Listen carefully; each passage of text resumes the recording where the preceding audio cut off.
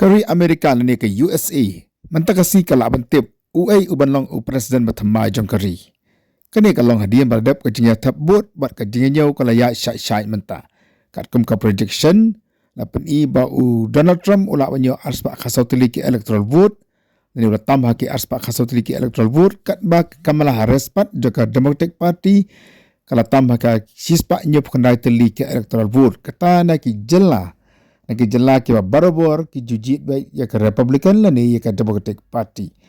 Ni barabor la ju ong hi baka result juga election presiden Amerika ka syong haki swing state ni kita ki nyau teli ki jela ki ba amtip. Ni ki ba menjupan pau lupa. Lakin kersan ya ke Democratic Party ni kin kersan ya ke Republican Party.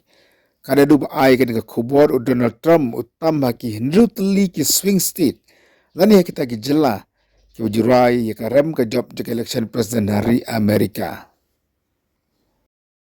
Ki kubor na United States ki ong baladau Trump u job na kini ki hendru teli ki swing state ani kita ki jela ki ba jurai lupa ban jit yano kemamut Trump un job baik ya ke election presiden daga ba untam ya ka aspa nya hoteli ki electoral votes ke badai karukom jangka jingnya jit election presiden hari Amerika.